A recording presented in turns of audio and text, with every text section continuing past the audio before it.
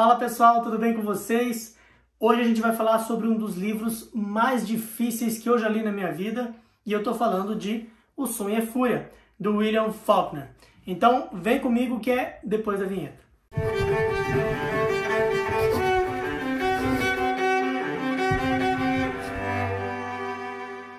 E antes de começar esse vídeo, eu quero agradecer vocês pela marca de 1000 inscritos que esse canal acabou de conquistar. Isso é sinal que vocês estão gostando do conteúdo que eu tenho trazido aqui para vocês. Então, continuem nos acompanhando que vai vir muito livro bom para a gente abordar. E como eu falei na chamada desse vídeo, hoje é um vídeo especial porque eu vou tratar de um dos livros mais difíceis que eu já li. Quando eu digo livro difícil, eu lembro logo dos livros da faculdade. Um especial, esse aqui, ó, Princípios da Administração Financeira, do Gitman. Sim, eu não sou formado em letras, eu sou, na verdade, bacharel em administração de empresas e sou especialista em vendas e marketing. Mas a minha grande paixão é, sem sombra de dúvida, a literatura. Esse livro aqui do Gitman foi um livro que me trouxe pesadelos. Eu achei a disciplina de matemática financeira e orçamentária a mais difícil da faculdade.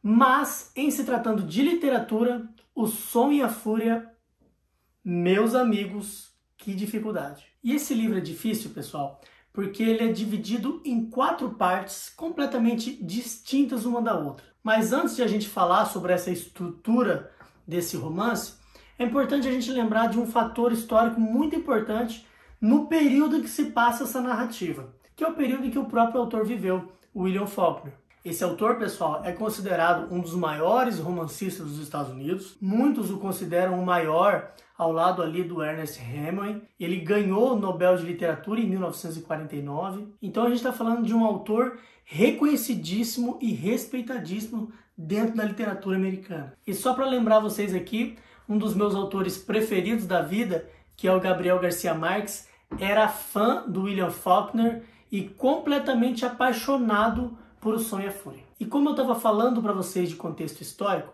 é importante entender isso para entender o fio que liga toda a história. Alguns anos antes, nos Estados Unidos, tinha acontecido a Guerra da Secessão, uma guerra civil que foi travada entre o norte e o sul dos Estados Unidos. E além de interesses políticos e econômicos, essa guerra também separava o norte e o sul por costumes e crenças. William Faulkner conhecia isso muito bem, ele que viveu a maior parte da sua vida no Mississippi, conhecia todas as crenças, valores, filosofia de vida do povo do sul dos Estados Unidos, que era um povo muito conservador. Eles, inclusive, lutaram para o não fim da escravatura, muito ligado à religião e aquela velha história, né, da moral e dos bons costumes. Enquanto o norte era muito mais liberal, muito mais ligado às novas tendências, tanto nas artes quanto na ciência. Por isso, essa guerra teve um impacto enorme nos Estados Unidos e em toda a cultura e produção intelectual naquele período. Dito isso, então vamos falar de O Som e a Fúria. De uma maneira bem genérica, a gente pode classificar esse livro como sendo a história da decadência de uma família importante do sul dos Estados Unidos. Seguramente, William Faulkner conheceu muitas histórias de famílias sulistas que passaram por esse processo, e isso sem dúvida serviu de inspiração para ele. No livro, então, a gente vai conhecer a história da família Compson, que é descendente de um herói de guerra, o General Compson. Então a gente tem um pai que é um nihilista, uma pessoa pragmática e que muito pouco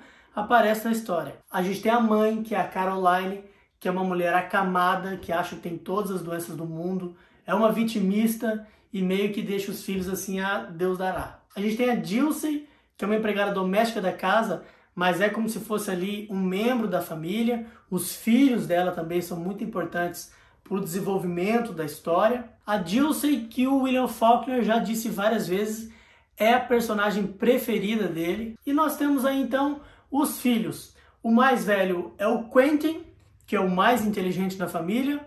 Depois nós temos a Katie, que na minha opinião é a personagem principal dessa história. Nós temos o Jason, que é um personagem assim, depois eu vou falar mais do Jason. E nós temos o Benji. Como eu disse para vocês, o livro é dividido em 4 partes. A primeira parte é narrada pelo Benji. E o Benji, pessoal, é um homem de 33 anos, mas é como se ele tivesse 5. ele sofre de uma doença mental, ele é um deficiente mental, e hoje a gente poderia classificar ele como um tipo severo de autismo. E é ele que vai narrar toda a primeira parte do livro. Então pensa, a gente vai ter aí 70 páginas narradas por uma pessoa que tem uma deficiência mental. E isso é transposto para a escrita. Pessoal, é muito, muito desafiador ler essa primeira parte, porque são frases desconexas, há o tempo todo ali o fluxo de consciência, que é uma técnica que o William Faulkner foi um dos pioneiros, ao lado ali do James Joyce. E como há essa mistura de memórias e esses saltos cronológicos, a leitura se torna muito, mas muito desafiadora. E eu entendo que é aí que muita gente abandona a leitura desse livro, mas pessoal, não façam isso. Vá até o fim, porque essa é a parte mais difícil. E depois o livro deslancha. Então, como eu falei para vocês, esse é um livro dividido em 4 partes, que tem 4 narradores diferentes, que narram o mesmo período histórico e os mesmos episódios, cada um com a sua perspectiva. Sendo assim, fica impossível eu falar sobre qualquer coisa do enredo da história, porque eu vou estar dando spoiler. Mas para vocês não ficarem assim tão perdidos nas narrativas cronológicas do Bendy, eu vou dar uma dica. Prestem atenção em quem é o cuidador do Bendy naquele momento. Tem o Luster, que se estiver falando do Luster, que é um neto da Dulce, está falando do presente. Tem o TP, que é filho da Dulce, e se estiver falando dele, nós estamos falando da adolescência do Bendy. E tem o Versh, que se estiver tratando do Versh, está falando da infância do Bendy. Eu demorei a entender isso, mas quando eu tive essa sacada, o livro deslanchou. Vale destacar aqui que o Bendy é completamente apaixonado pela sua irmã, a Katie. Visto que a mãe é praticamente uma inválida, a Katie é que tem esse cuidado, essa proteção com o Bendy, e a única que de fato ama ele de verdade. A segunda parte também é narrada por fluxo de consciência, mas é uma linguagem muito mais fácil de ser entendida, porque não se trata de uma pessoa com deficiência.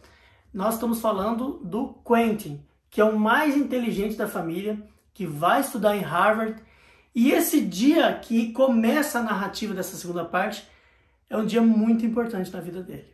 E o Quentin é muito influenciado por todos esses valores sulistas que eu falei para vocês, que foram embora depois do fim da guerra que eu citei anteriormente. Então ele tem muita dificuldade de aceitar o novo sul dos Estados Unidos, principalmente na Universidade de Harvard, que é uma universidade muito liberal. Por ter esses valores de cavalheirismo, de protecionismo, de honra e moral da família, quando a irmã Katie começa a sua vida sexual, ele fica assim desesperado e ele tenta de qualquer modo poder salvar o nome da família. E o Jason, diferente do irmão mais velho, o Quentin, representa o novo sul dos Estados Unidos. Muito mais ambicioso, sem esses valores de moral e honra que o Quentin tanto acredita. E para falar bem a verdade, é um dos personagens mais detestáveis que eu já vi na literatura. Ele é um personagem extremamente ambicioso, quer vencer na vida passando por cima das pessoas e a qualquer custo. E diferente do Bendy, que tem esse amor, esse carinho, essa proteção da irmã, diferente do Quentin, que é apaixonado pela irmã, o Jason odeia, detesta a irmã com todas as suas forças. E a quarta parte, finalmente, é sem sombra de dúvidas a parte mais fácil de todo o livro, é narrada por uma terceira pessoa e tem como foco a Dulce. Nós vamos descobrir o quão esse personagem é forte, o quanto ela se esforçou para manter ali as estruturas da família de pé, e nós vamos ter aqui os acontecimentos finais desse recorte histórico que o livro aborda. E por último, a gente tem um apêndice que foi publicado posteriormente e que conta a história da família Compson desde o surgimento até o fim, dando aí o que aconteceu com cada um desses personagens. Como eu falei para vocês, pessoal, esse é um dos livros mais difíceis que eu já li, mas é um livro que recompensa todo o esforço que você teve para ler. Portanto, se você quer se desafiar, quer ir para outro nível literário, Eu recomendo a leitura desse livro e olha, não desista no começo, porque realmente o começo é o mais difícil. E se você quiser comprar esse livro com desconto na Amazon, eu vou deixar o link aqui na descrição do vídeo. Lembrando que se você comprar por esse link, você ajuda a manter esse projeto de pé. E se você já leu o Sonho e a Fúria, comenta aqui embaixo o que você achou desse livro e qual o nível de dificuldade que você teve para lê-lo. E não se esqueça, é claro, de se inscrever no canal e deixar o seu joinha para ajudar a gente a continuar levando literatura de qualidade para todo o Brasil. Eu vou ficando por aqui, um beijão para vocês e até a nossa próxima leitura obrigatória.